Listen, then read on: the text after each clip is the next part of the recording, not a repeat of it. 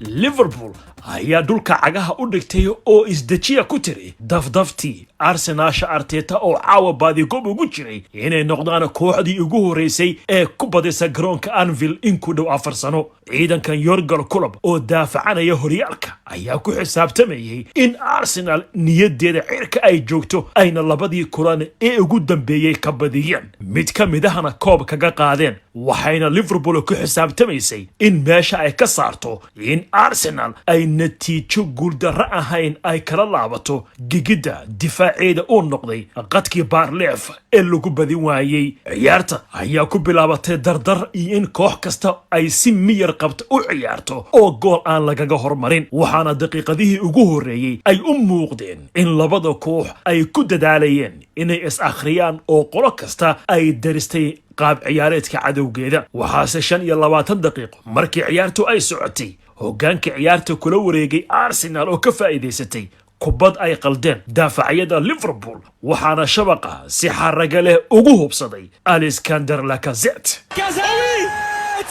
Le cadeau pour Alexandre Lacazette. laakiin liverpool oo lagu yaqaan inaanay quusan oo aanay isdhiibin ayaa isla markiiba jawaab degdeg ah waxay ka bixisay goolka madfaca ee uga yimid xagga arsenal, waxaana 3 daqiiqo kadib goolkii laga dhaliyay ay kaga jawaabeen gool kaasi oo malcilla uu ka helay Sadio Mane oo ayar shabaqa u taabsiiyay, waxaana goolkaasi ka macno yahay in kareer Senegal afartii ciyaar ee ugu dambeysay ee arsenal oo kala ciyaaray gigida anfield uu 4 gool ka xareeyay kooxda qorileyda oo uu shabaqoodaba iska arkooday. arsenal oo daadaan ka qaaday jawaabta degdeg ah ee liverpool ka bixisay goolkii ay dhalisay ayaa gool kale waxa 6 daqiiqo kadib hoo baaruda yiri ciyaaryahanka Robertson oo isaguna iska dhaqay ceebtii goolkii kooxdiisa laga dhaliyay oo qaladkiisa u lahaa, waxaana ciyaartii oo ka dhigay 2-1. waxaa sidaasi lagu aaday waqtiga nasiinada iyadoo ciyaartoydii arsenalna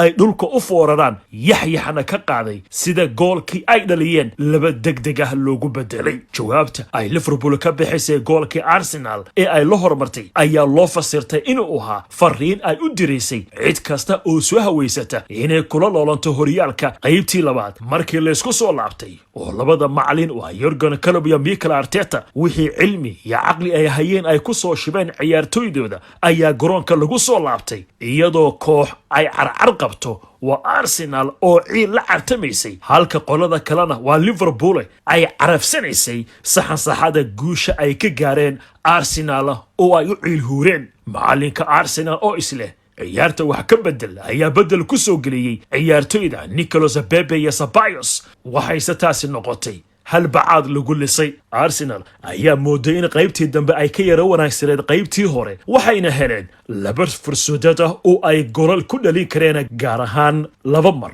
oo goolhayaha liverpool uu kubadda ka badbaadiyay Lacazette, waxaase maamulka ciyaarta gacanta ku haysay liverpool oo iska ilaalinaysay qaladaad ay gasho. tababaraha liverpool Jurgen Klopp ayaa isagana ciyaarta bedel ku soo geliyay James Milner iyo Diego Jota, kuwaasi oo xakamaha u sii adkeeyay maamulkii liverpool ciyaarta majaraha u haysay siina wiiqay qatartii arsenal ay maaganayd. waxaa kale oo arsenal ku noqday baabuur dhiiqo galay oo meelna aan u dhaqaaqi karin weerarkii iyo dhexda liverpool oo kubadii arsenal ee goosha laga soo bilaabi jiray ee isku dhiibka ahayd afka hore ku qabtay kuna riday sas iyo baqdin ay hubati tahay inaanay caawa hurdo ka ladi karin. arsenal oo ku hameynayay in si kasto ay ku heli karto gool ay hesho oo dhibic muhiima ay kala soo dhalmato garoonka Anfield ayaa waxa rajadaasi haadaan ku riday oo taageerayaashii malaayiinta ahaa ee Arsenal shaashadaha ciyaarta ka daawanayay tababarihii iyo ciyaartoydiiba ku yiri edab yeesha oo aamusa wiilka reer Portugal oo dhawaan Liverpool kala soo wareegtay Wolves, kaasi oo kubad difaacyada Arsenal iska soo bixiyaan meel cilla intuu ka helay ayirna isdejiyay shabaqa kooxda martida ahayna ku qabtay ciyaartiina ka dhigay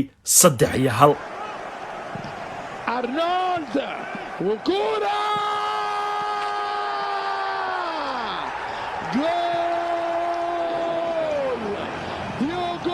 Diego Jota ayaa farxad kula qayliyay hees macnahan u dhigmaysay ninkii doof ku yimid Anfield geeridu dhibaysa iyo kani galbay ku kala mooye oo uu la jeeday Arsenal oo noqotay shimbir baalasho ka rifmeen faras boodadii gabay iyo shabeel shashada ka duulay guushan ayaa Liverpool uga macnaa in shantii ciyaar ee ugu dambeeyay ee Arsenal ay kula ciyaartay garoonka Anfield ay badisay waxaana taasi ugu dambeysay 1981 ilaa 1988 oo 7 ciyaar ay halkaasi kaga badisay indhaxumada caawa Arsenal qabsatay waxay ka macno tahay tan iyo markii Arteta uu qabtay Arsenal kooxda ugu badan ee Premier League goolal intee la hormarto haddana dhibco dhumisa ay tahay kooxda Arsenal oo sidaasi ku qasaarisay 18 dhibcood